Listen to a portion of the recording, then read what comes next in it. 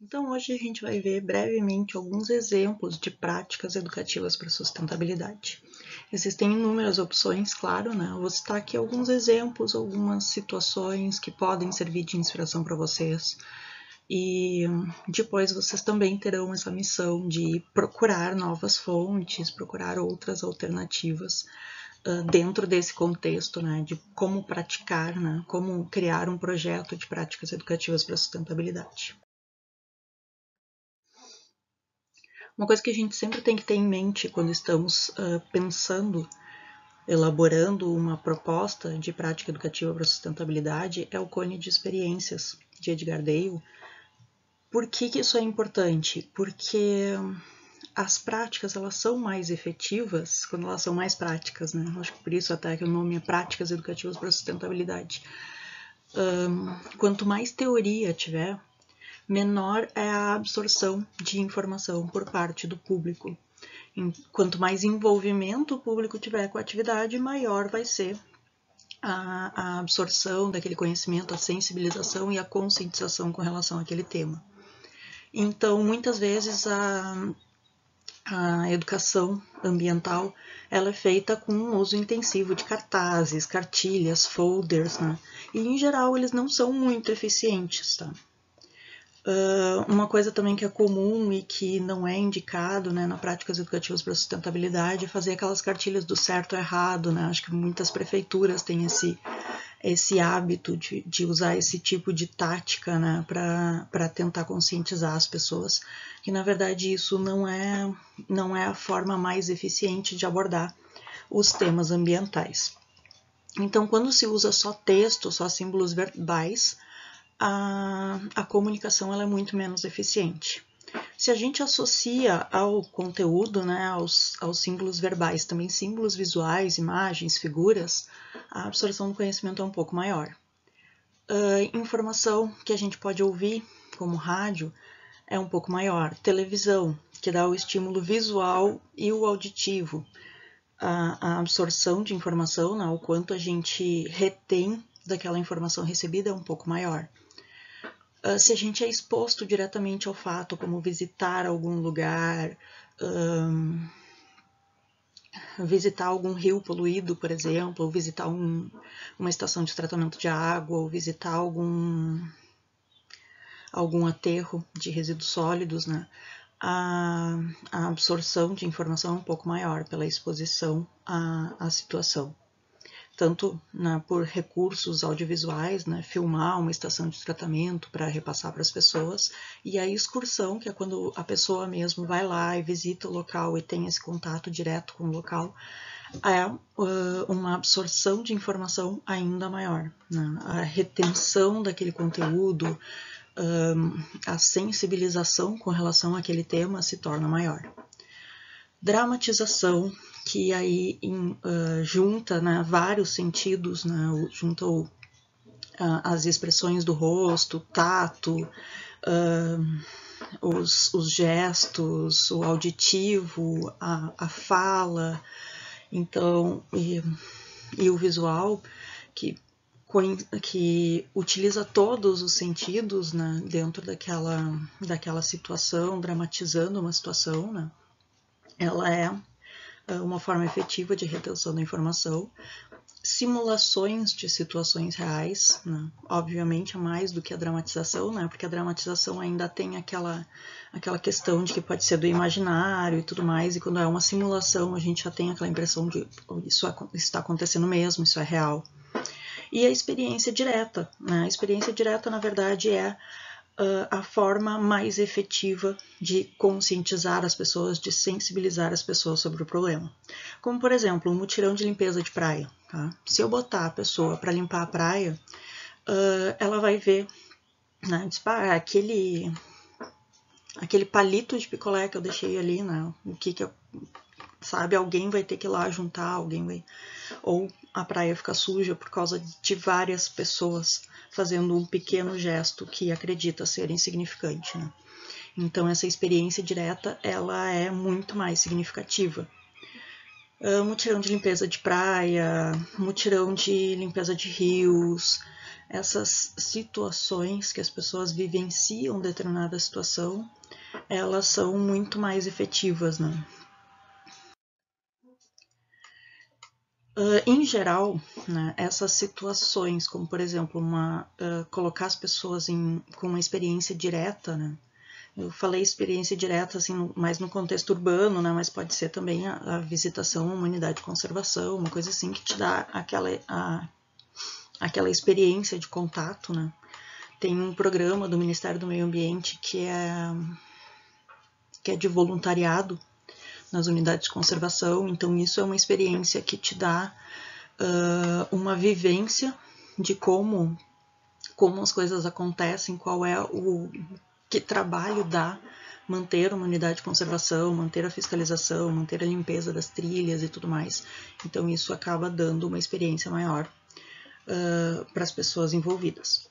Só que para chegar nesse estágio da experiência direta, eu acredito que a pessoa já tenha que ter uma certa conscientização. Tá?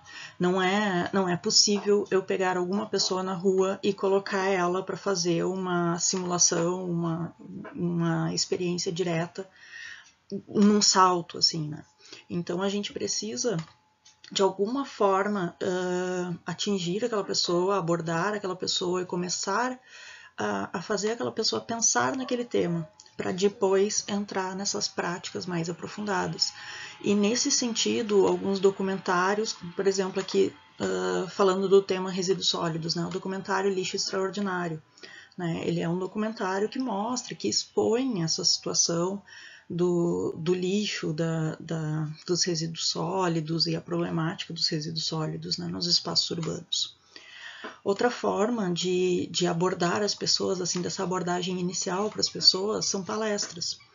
Porque a palestra é muito mais fácil tu fazer uma pessoa se deslocar para uma palestra do que fazer uma pessoa se envolver numa ação direta ou participar de uma dramatização, alguma coisa assim. A palestra ela é passiva, né? Então, o primeiro passo das pessoas, o primeiro passo para a educação ambiental em geral são essas palestras. E a partir das palestras a gente faz ações mais dinâmicas, né? Então, aqui tem um exemplo, né, o Tião dos Santos, que é ex-presidente da Associação dos Catadores, e ele é membro do Instituto Limpa Brasil, então ele dá frequentemente várias palestras contando a experiência dele como catador e expondo essa questão a problemática dos resíduos sólidos, a importância da coleta seletiva. Não só documentários, mas vários filmes podem ser utilizados para a educação ambiental, né? Então existem várias estratégias de utilização de recursos audiovisuais para a educação ambiental. Então aqui tem alguns exemplos, né? Cinema na escola, a mostra ecofalante, né? Como teve agora na Semana do Meio Ambiente, teve uma mostra ecofalante online, né? Circuito Tela Verde, então essas programações de ciclos de cinema, onde nesse ciclo de cinema é apresentado um filme e depois esse filme é discutido, aspectos ambientais desse filme são discutidos, eles são mais efetivos do que simplesmente ver o filme, né, sozinho, sem conversar sobre o tema depois, sem se aprofundar e trocar ideias sobre o tema depois, né? Então esses ciclos de cinema, que em geral tem a apresentação do filme, uma discussão, uma conversa a partir desse filme, elas são mais efetivas. Nesse ciclo de cinema, muitas vezes a gente pensa só em documentários, né? Vou mostrar um documentário e vou conversar sobre ele. É importante vocês terem em mente que não só documentários podem ser usados para isso, né?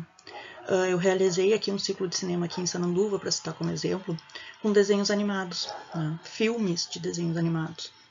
Como, por exemplo, o Wall-E, né, que tem toda aquela questão de uma visão de futuro. Se a gente continuar se comportando dessa forma, a situação que a gente vai encontrar é essa. Né?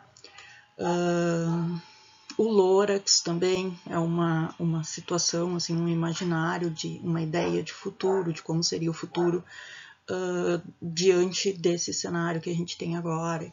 E aí entram as problemáticas ambientais. No caso do Lorax, era a importância da árvore, da arborização. No AUI era a questão dos resíduos sólidos, né, e também das árvores, da arborização. O AUI, na verdade, tem uma série de temas que podem ser abordados com relação à educação ambiental. O próprio Rei Leão, tem vários filmes que podem ser utilizados, e a vantagem desses filmes é que eles podem ser utilizados para qualquer faixa etária, né? Então, uma programação de um ciclo de cinema desse tipo, ele atinge desde crianças até adultos. E realmente, de filmes que são desenhos animados, que têm uma representação muitas vezes figurativa de determinado problema, eles podem ser utilizados para abordar de uma forma mais aprofundada os problemas ambientais e conscientizar as pessoas de uma realidade, de uma situação, principalmente comparando assim, essa situação, né? Eu passei um filme dos Jetsons também, que abordava uma questão da mineração, né? E aí eu tentar interagir com o público, assim, no final, assim, discutindo o filme, com que situação vocês podem comparar essa situação, né? Com que situação real aqui da nossa vida, no nosso dia a dia, a gente pode comparar essa situação. E realmente sai do próprio público, eles começam, olhando o filme sozinhos, eles não pensariam nisso. Mas tendo esse desafio de associar aquele filme com a realidade deles, eles acabam encontrando conexões muito significativas, muito importantes, né? E essa questão de fazer as pessoas pensarem sobre o filme, tentar fazer as pessoas trazerem informação e não só a gente, né, colocar essa informação para eles, é extremamente importante, porque isso traz uma sensibilização muito maior com relação ao tema. Outra estratégia, né? Excursões, aulas ao ar livre, trilhas em ambiente natural, então unidade de conservação, visitação aos rios, aulas ao ar livre, ali expondo na figura do fundo, ali, por exemplo, elas têm uma aula ao ar livre que tem alguns pássaros empalhados que são representativos de determinado bioma, de determinada unidade de conservação, e as pessoas têm as crianças têm contato com essas aves e recebem uma explicação dos responsáveis pela unidade de conservação a respeito daquele tema. Então, existem várias circunstâncias onde essas aulas ao ar livre, trilhas não só em ambiente natural, né, mas também no espaço urbano, visitar ali o rio, né? Então, de novo, aqui dando o exemplo aqui das ações de educação ambiental que eu executo aqui em Sananduva, do lado da escola passa um rio e as crianças não sabem que passa aquele rio. Então, pegar as crianças da escola ali, levar para dar uma volta na quadra e dizer, olha, vocês estão vendo aqui o rio? Né? Uma das escolas onde a gente fez isso, o rio passava por uma tubulação, então a gente tinha que achar pontos onde ele estava visível, né? Porque ele passava por baixo da rua durante um trecho longo, assim, não era só uma ponte. E em outra situação, o rio estava escondido entre prédios, assim, mas ele passava do lado da escola, de outra escola, no caso, e também muitas crianças não tinham sequer ciência de que o rio passava ali. Então, ou sabiam que o rio passava ali, mas não sabiam o quanto ele estava sujo, o quanto ele cheirava mal, por exemplo. Então, levar as crianças lá para visitar e mostrar, olha, o rio no espaço urbano, como é que ele está, que situação, como é que vocês acham que chegou a isso, o que a gente pode fazer para melhorar isso. Então, trazer esses desafios, tá? Isso é extremamente importante. Fazer com que as pessoas tragam a informação, ou que as pessoas descubram, né, as informações, que as pessoas reflitam sobre isso e não simplesmente só falar para elas, né? Aqui a gente está vendo o rio, o problema é esse, não. Tá? A gente tem que desafiar as pessoas que estão participando da ação de educação ambiental para eles se sentirem parte daquilo. Porque se eles se sentem parte daquilo, eles também se sentem responsáveis por aquilo, né? E isso é extremamente importante na educação ambiental. Outro exemplo, como eu falei, assim, que pode ser pouco efetivo, mas ainda é uma estratégia que deve ser usada em conjunto com outras estratégias, né? São os infográficos, as cartilhas informativas, né? Então, por exemplo, tu visita uma unidade de conservação, é interessante tu receber uma cartilha informativa com imagens das espécies que aparecem ali, das aves que ocorrem naquele lugar, né? A gente visitou aqui, a gente fez uma visita técnica para o Parque Eólico de Osório, e quando a gente chegou lá, eles deram para nós uma cartilha mostrando quais são as aves mais importantes daquela região ali, daquela região litorânea, e que são monitorados, né, em função das turbinas eólicas. Então tinha cartilha ali com a imagem dos pássaros e a descrição deles, qual é o habitat, quais são os hábitos deles. E isso é interessante, porque enquanto tu tá visitando o local, tu vai consultando, assim, tu vê uma espécie, tu consulta ali para ver que espécie é. Né? Então existem várias estratégias de utilização de cartilhas, de infográficos, que são extremamente importantes para serem utilizadas, em geral, associadas com outras práticas. Tá? Só a cartilha, só um infográfico não conscientiza, não sensibiliza. Tá? Uma pessoa que já tem certa consciência ambiental, ela pode olhar, por exemplo, esse infográfico da reciclagem e, né, perceber algumas coisas ali do problema dos resíduos sólidos, ela vai perceber ali, mas em geral a pessoa já tem que ter uma certa consciência e ela vai ter uma curiosidade para ver aquilo ali, ou talvez ela tenha curiosidade, ela olha aquilo ali e se pergunte, será que é mesmo isso? Ou, que absurdo isso, mas é um problema do governo, não é um problema meu, sabe? Então, é importante a gente usar isso como uma estratégia paralela, que não seja a única ação, que ela esteja associada com várias outras ações que, né, cheguem mais na base, naquela parte larga do cone de Edgar Dale, que é onde as pessoas recebem, as pessoas absorvem de uma forma mais efetiva a informação. Outro exemplo, né, compartilhamento de mídias digitais, né, então divulgação através de grupos do WhatsApp, divulgação através de cartazes, placas, então ou mesmo redes sociais, né, Facebook, Twitter, Instagram. Um exemplo aqui, né, a feira agroecológica. Não só dizer o dia da feira agroecológica é tal, traga sua sacola, né? Vamos ser conscientes. O meio ambiente ali, proibido queimar lixo, né, colocar essas placas pela cidade. Eu tive uma briga com um vizinho meu porque ele ainda queimava lixo, né, enfim, né. Uma das situações, o vento empurrou o lixo em direção à minha casa e a gente brigou feio, assim. Mas é absurdo e é completamente proibido. Não só é proibido queimar lixo em espaço urbano, principalmente, mas no espaço urbano não tem significado nenhum, porque tem recolhimento de lixo diário, né? Então, não tem justificativa assim, colocar em risco gerar tantos gases, né, de gases tóxicos a partir da queima do lixo numa situação dessas. Então, essas placas informativas, esses cartazes,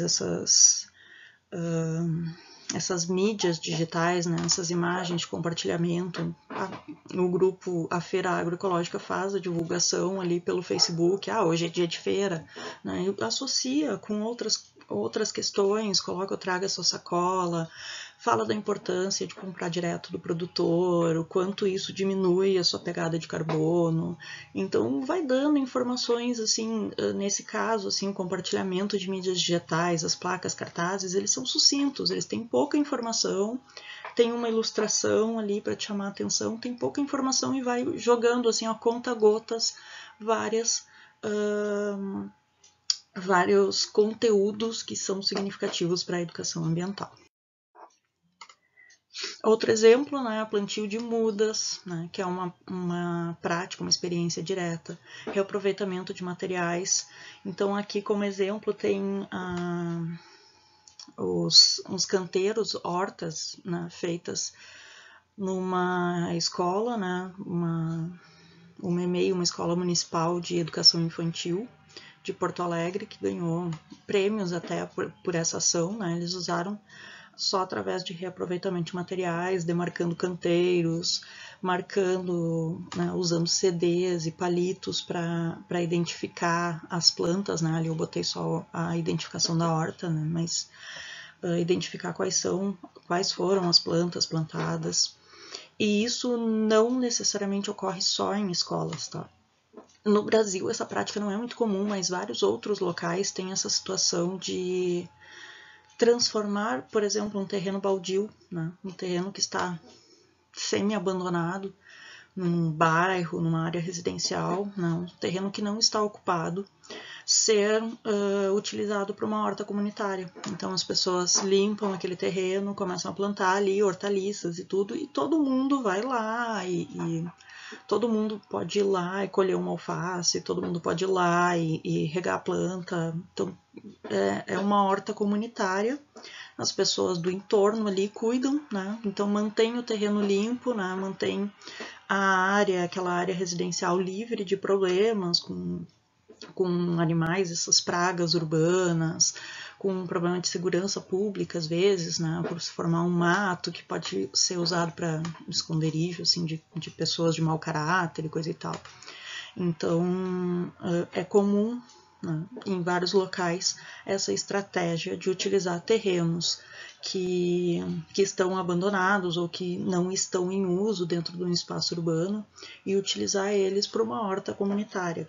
As pessoas podem compartilhar, né, cuidar em conjunto e compartilhar em conjunto, e isso é uma ação de consciência ambiental também. Cultivo agrícola orgânico, então visitar fazendas ou locais de agricultura orgânica, conhecer as práticas, realizar compostagem, realizar treinamentos com relação à compostagem, ao reaproveitamento de água da chuva, coleta de água da chuva para irrigar hortas. E no caso da compostagem, aqui tem até uma composteira aberta ali mostrando como acontece a compostagem, né, para citar de exemplo, e a construção numa composteira também, né. Então tudo isso são estratégias que podem ser utilizadas, né, para conscientização ambiental também. Dinâmicas, existem diversas dinâmicas, tá? Vou botar aqui como exemplo a da teia ou do barbante, né? Ela é utilizada em diversas práticas, né? Esse aqui é o exemplo da teia da vida. Cada pessoa, né, cada indivíduo ali é identificado como uma parte do ecossistema, um é a água, outro é um pássaro, outro é a semente, outro é a árvore, outro é um réptil, tá? Então várias espécies, assim, em geral, associadas com o próprio ecossistema, com a própria fauna, flora local, né? E aí são simulados, e existem conexões, né? Por exemplo, esse pássaro, o que ele precisa? Ele precisa de alimento, ele precisa de água, ele precisa de território, ele precisa de esconderijos, de árvores, né, para se esconder. Então, são feitas essas conexões com o barbante. E aí, né, essa é a primeira dinâmica que já dá uma conscientização ambiental. E aí, quando chega, né, tá ali no final, a gente simula uma coisa. Digamos que essa água aqui foi poluída e eu tiro a água da teia, né? Eu tiro a água da teia.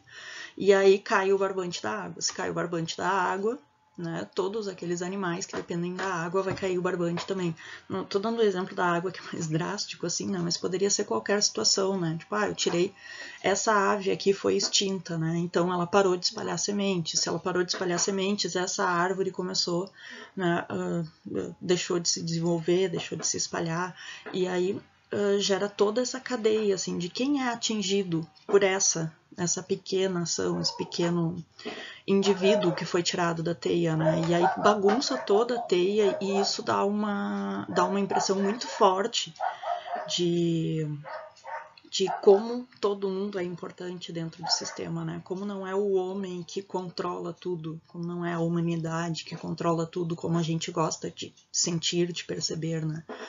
E como tudo está interligado, inclusive nós, nessa teia, e tudo tem que funcionar, né, em harmonia, porque senão o que bagunça não é só um ponto, o que bagunça é tudo.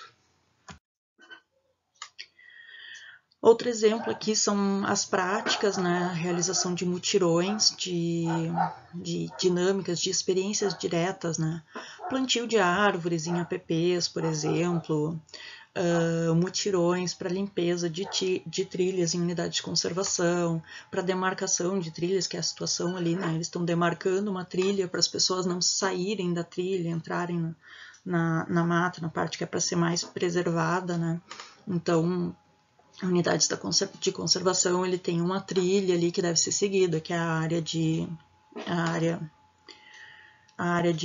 trânsito ali, de interferência maior, antrópica, né, e tem áreas que precisam ficar mais isoladas, mais preservadas. Então, essa demarcação de trilhas, por exemplo, mutirões para demarcação de trilhas, mutirão de limpezas, né, limpeza de praia, limpeza de rio, limpeza da rua, limpeza da praça.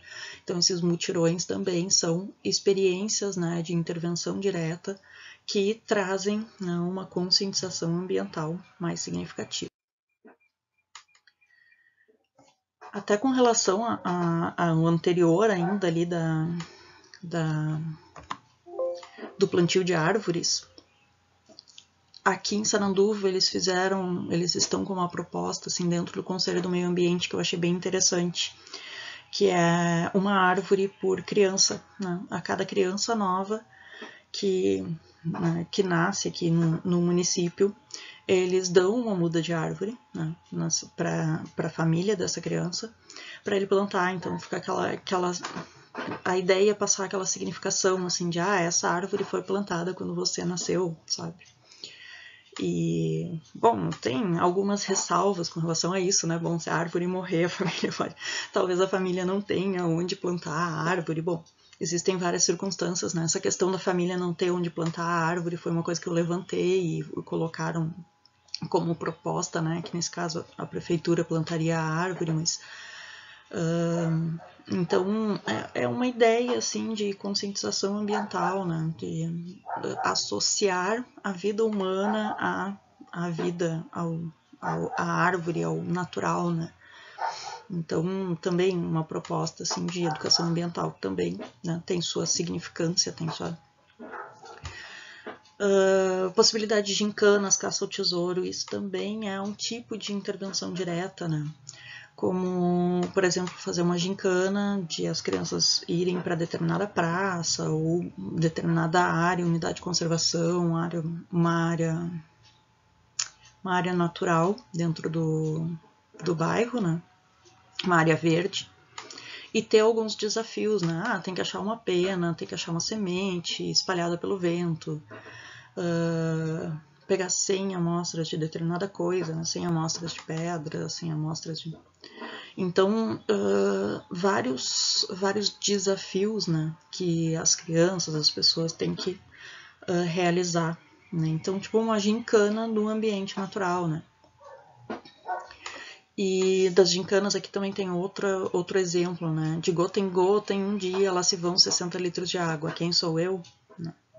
Então, e com isso já dentro, né, dentro da escola, dentro do ambiente.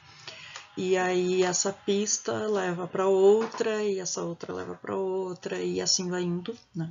E através das pistas, nessas curiosidades, são dadas informações de educação ambiental. Enquanto as pessoas visitam esses locais dentro da escola, né? E então elas recebem informação associada ao local que eles estão vendo, né? Então gera uma conexão, uma consciência ambiental maior também do que simplesmente dizer que tal coisa acontece lá no banheiro, né? Mas a criança não está lá no banheiro para ver. Por exemplo, torneiras em escolas, né? Aquelas torneiras que são colocadas nas áreas comuns, em geral, elas são esquecidas abertas, pingando, as crianças usam para brincar, de se molhar, de jogar água um no outro. Então, essa questão do desperdício de água, ela pode ser abordada diretamente quando a criança chega naquela torneira, tem, né, uma curiosidade a respeito da torneira pingando, né? Então, a criança associa, né, a criança, a quem está participando dessa ação de educação ambiental, né? Por ser uma gincana, acredito que seja mais adequado para crianças.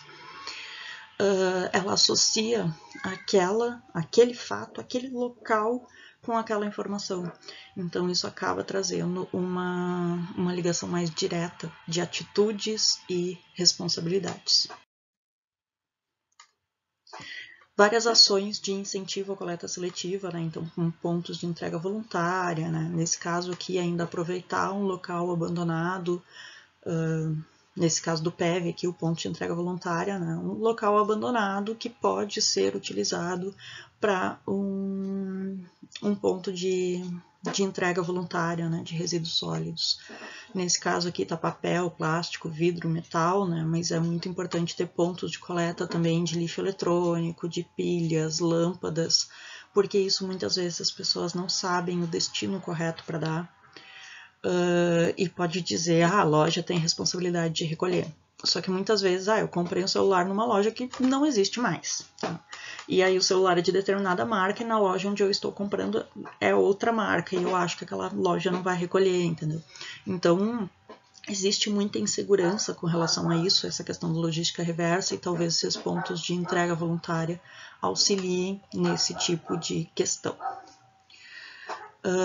Um projeto que eu acho extremamente interessante, que quem não conhece, eu sugiro que pesquise um pouco e se informe sobre isso, é o projeto que existe na cidade, nasceu na cidade de Montenegro, já se espalhou em algumas cidades do entorno ali, que são a troca, né, do resíduo sólido, do resíduo reciclável, por pilas, né, que é uma moeda ambiental que foi criada no município e que várias instituições, várias lojas do município, supermercados do município aceitam.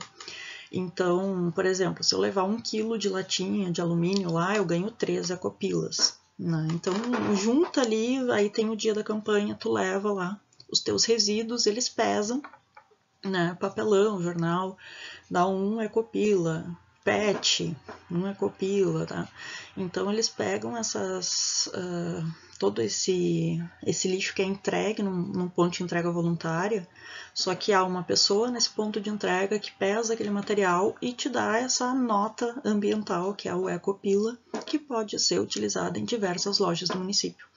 Então isso, de certa forma, né, ajuda a movimentar a economia local, e é um incentivo a ações, a essa ação de destinação correta do lixo.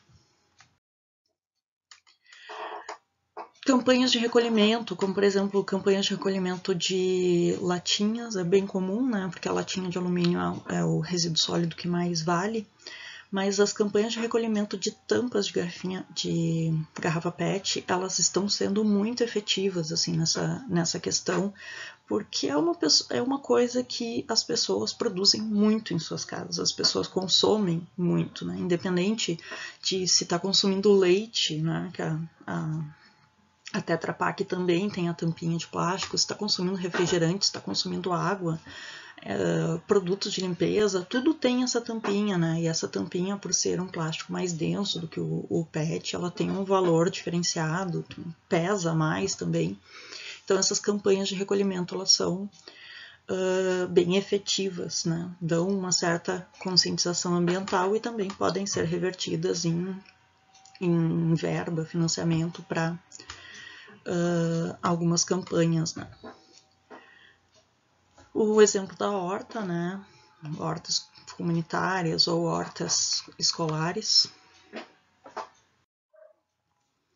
Orientações com atividades práticas, né? Então aqui o exemplo, né, de algumas crianças participando de uma palestra, de uma orientação a respeito dos resíduos e da lixeira, da separação correta desses resíduos, né? Então eles recebem alguns materiais, né, de vidro, de plástico, e eles têm que colocar na lixeira correta.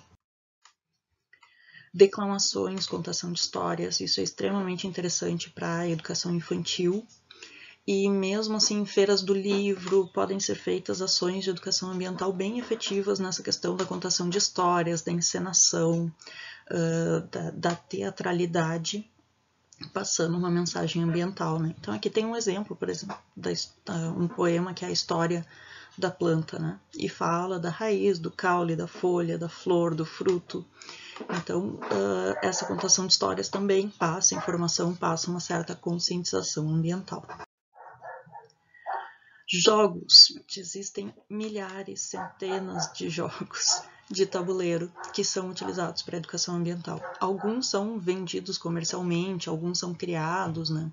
Então tem o jogo do meio ambiente ali, que fala sobre árvores, locais de conservação, fogo, de temas mais abrangentes, né? Tem alguns que são mais específicos de resíduos sólidos, né? Como, por exemplo, esse que está mais perto ali da minha imagem, né? Ele é específico de resíduos sólidos, tem jogos específicos de água. Então, alguns são comerciais, são encontrados nessas lojas de brinquedos infantis, alguns são disponibilizados na internet para impressão, né? Foram construídos por ONGs, por unidade de conservação, e eles disponibilizam ali para tu elaborar. Outros podem ser elaborados e doados para a escola, por exemplo, né? Como ação de educação ambiental. Aqui em Sananduva a gente fez um jogo de tabuleiro, por exemplo, de resíduos sólidos, né? E foi utilizado numa ação de educação ambiental nas escolas e foi doado para a escola. Então, em Erechim eu também sei que tem ações desse tipo, né? A professora Neuza lá, ela faz várias dessas ações de desenvolver um jogo para doar para a escola. E isso é uma ação, é uma atividade que é bastante efetiva nessa questão das práticas, da conscientização ambiental, quando não dá para sair, né? Digamos assim, um dia de chuva, vamos fazer um jogo, mas esse jogo também pode virar uma ação de educação ambiental, né?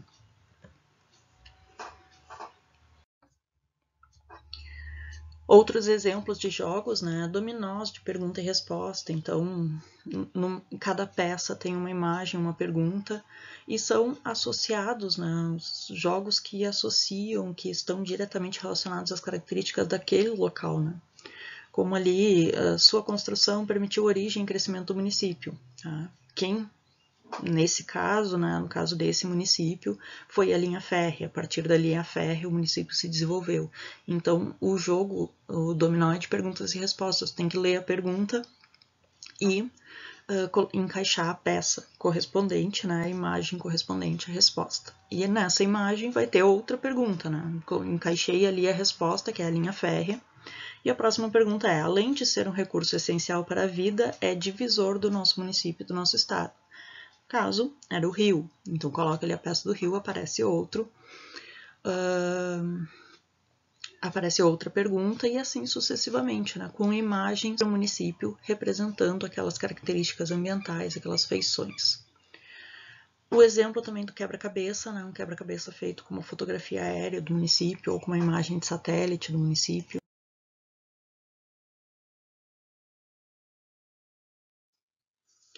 Jogos em escala real, isso faz um sucesso grande nas escolas, assim, as crianças adoram esses tabuleiros gigantes com dados gigantes e que elas mesmas são os peões, né?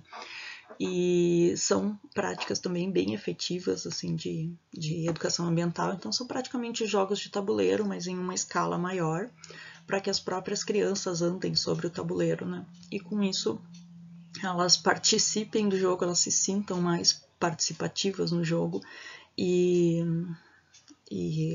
as ações de educação ambiental também são bem absorvidas pelas crianças.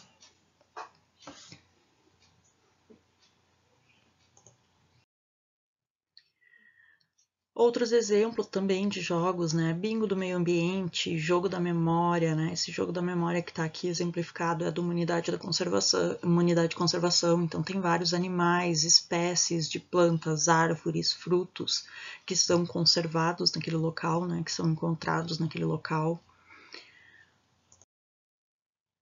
Jogos digitais. Jogos digitais é extremamente interessante para ser utilizado, principalmente agora, assim, nesse período que as escolas estão ou em ensino remoto ou em ensino misto, né? Existem muitos jogos digitais, muitos jogos na internet que podem ser utilizados para educação ambiental e que funcionam como educação ambiental. Tem alguns mais complexos, mais desenvolvidos, né? Que alguns eu até uso em aulas, como por exemplo Água em Jogo, da Agência Nacional de Águas, né? Eu até botei ali o link do vídeo, porque neste momento o jogo está em manutenção, então infelizmente não consigo colocar o link para o jogo para vocês, né? Então ele saiu do ar já faz um pouco mais de um ano e não voltou ainda, mas ele aborda bem essa questão da gestão da água, né? De um município que está em crescimento, demanda água, que se instalam indústrias e como é o desafio de fazer a gestão daquela água, de distribuir para não haver conflitos, de manter a qualidade da água. Então, é toda uma questão assim muito bem elaborada sobre a gestão de recursos hídricos. Um semelhante para recursos... Ali eu botei errado, tá? Experimente o jogo de gestão de recursos energéticos, que é o Power the Grid. E esse Power the Grid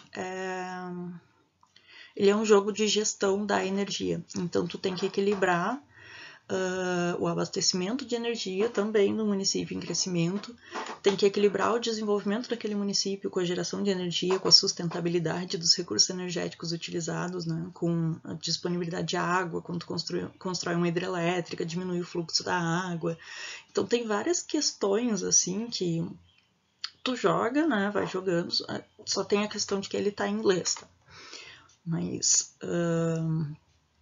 tu vai jogando e aí tu percebe, tipo, eu usei tal fonte de energia e não deu certo, ali eu não consegui atender a demanda da minha cidade, daí da outra vez eu tento usar outra fonte de energia que tem que tem maior capacidade de geração e aí acontece outra consequência, né? Então é todo um jogo que tu vai fazendo assim testes e ensaiando possibilidades para abastecer, né? Para garantir o atendimento, a capacidade, né, a necessidade de desenvolvimento daquele município, daquela área, e ainda assim não degradar todo o ambiente, não ter todas as consequências ambientais de certos recursos energéticos que são comumente utilizados. Então é um jogo super interessante, assim, e eu acho ele muito interessante para a gestão ambiental, porque ele dá um pouquinho essa noção de como é necessário equilibrar, assim, como a demanda por energia é muito grande nesse sistema de desenvolvimento que a gente tem, um sistema capitalista. Em geral, assim, se eu pensar, eu vou usar só energia solar, não vai funcionar, sabe? Porque a energia solar tem baixa capacidade de geração e blá blá blá.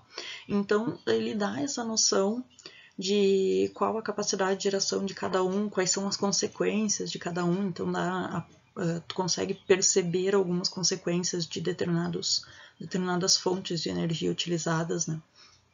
Eu acho bem interessante, assim, é um jogo bem bolado sobre recursos energéticos e não hídricos, como está escrito ali. E tem jogos também mais voltados assim, a públicos mais leigos, né?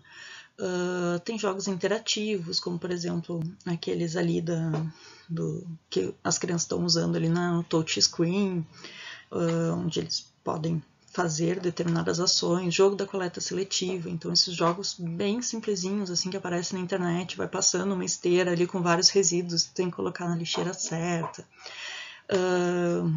Jogos sobre o uso da água, né, o uso correto da água, então tem várias atitudes ali, tu vê uma torneira pingando, tu tem que ir lá fechar, tem várias coisinhas assim que podem ser utilizadas em diversos contextos a respeito da educação ambiental. Quiz também é uma ferramenta super interessante, né? Tem um exemplo aqui do quiz o Quem é Você na Hora de Usar a Água, né? Eu até compartilhei com um colega da turma, que ele vai fazendo perguntas, né? Tipo, quando você vai escovar o dente, o que você faz, né? Quando você vai lavar a louça, o que você faz? E aí isso vai te dando um feedback, né? Essa tua atitude é legal, essa tua atitude não é legal, conforme a escolha que tu faz. Quiz que também podem ser aplicados, né, ao vivo, né, com as pessoas assim diretamente, então é um guiazinho, assim, a água é o elemento mais presente na superfície da Terra, sabe qual é a porcentagem de água no planeta? E aí tem várias possibilidades de resposta e aparece ali a resposta certa, né? Então dá para fazer jogos, gincanas dentro de uma turma, ao vivo ali, ou entrevistar pessoas e ter poder dar esse feedback, né, das características do que a pessoa sabe sobre aquele tema ou não. Tem um exemplo do quiz do meio ambiente também, né? Então esses quizzes estão disponíveis na internet. Peguei alguns exemplos só, mas o quiz ele tem essa vantagem que ele dá um feedback sobre qual é a tua atitude com relação ao meio ambiente ou qual é a tua noção, né, o teu conhecimento, como tu aplica os conhecimentos que tu tem sobre o meio ambiente. Então, como ele dá esse feedback, ele dá essa sensação de jogo, mas um jogo da vida real, né? Tipo, na vida real tu tá fazendo isso certo, na vida real tu perdeu ponto, na vida real tu ganhou ponto. Então, ele acaba sendo bem efetivo também. Calculadoras online eu acho fantástico, tá? Principalmente essa da WWF, se eu não me engano, que é a calculadora de pegada ecológica. E aí tem várias questões, assim, tu fala sobre a tua alimentação, a tua moradia, bens, né, qual é a tua relação com o consumo, com serviços, se tu fuma ou não, que tipo de transporte tu usa, e tu responde, né, um conjunto de questões sobre cada um desses aspectos, e aí no final ele te dá o valor da tua pegada ecológica, né. Tempos atrás essa calculadora de pegada ecológica só estava disponível em inglês, então o fato deles terem traduzido, colocado num layout interessante assim para ser utilizado no Brasil, eu acho fantástico, eu acho que é uma ferramenta fantástica. E recomendo vocês, inclusive, entrar nesse site, na pegadaecologica.org.br, e fazerem esse teste, até para terem uma noção, né, de qual é a pegada ecológica de vocês. Eu acho que é uma forma bem interessante de conscientização ambiental. E, claro, né, isso são só algumas ideias, são só algumas inspirações, mas há inúmeras possibilidades e vocês devem sempre pesquisar, se atualizar e buscar novas informações, novas possibilidades, fazer testes, né? Eu fiz tal ação de educação ambiental, tal coisa foi legal, tal coisa não funcionou, ajusta para a próxima. Uma coisa que é extremamente importante em ações de educação ambiental, né? Desenvolver uma ação de educação ambiental, aplica algum tipo de questionário ou alguma ferramenta de feedback, tá? Que aquele público que participou dessa ação de educação ambiental te dê um retorno sobre como foi a ação, o que dá para melhorar e o que aprendeu, né? Talvez algumas questões de teste, assim, para ver se a ação realmente foi efetiva ou não. Então, é sempre interessante recomendado, ter esse mecanismo de feedback para a gente ter esse retorno e poder sempre melhorar, né? Projetos de educação ambiental são extremamente importantes, tá? São extremamente necessários. Várias prefeituras, empresas, né? Ramo público, privado, todo mundo precisa de projetos de educação ambiental em determinado momento. Seja por obrigação, por recomendação da lei ou por uma mudança uma mudança na gestão, uma mudança nas estratégias, né, do governo municipal ou das empresas, e são sempre necessários. E às vezes o gestor ambiental se queixa de nós não temos RT, tá? O projeto de educação ambiental não precisa de RT. Vocês têm que ser bons no que vocês fazem, tá? Vocês têm que se dedicar ao que vocês fazem e vender o peixe, né? Dizer, olha, eu já fiz tal projeto de educação ambiental, funcionou, foi legal. Então é só saber escrever o projeto e participar desses momentos, né? Tentar ingressar nesse mercado, porque é um mercado aberto, né? Um mercado que não precisa assinar a responsabilidade técnica, que é uma queixa que alguns alunos da gestão ambiental têm a respeito da profissão. Tá? Então, recomendo a vocês sempre pesquisar, se informar, buscar informações, trocar ideias com outros profissionais, outros professores, né? Que quanto mais interação vocês conseguirem nessas ações de educação ambiental, mais efetivas elas vão ser e mais satisfeitos vocês mesmos vão ficar com o trabalho de vocês e mais reconhecimento vocês vão ter do entorno, né, da população em geral.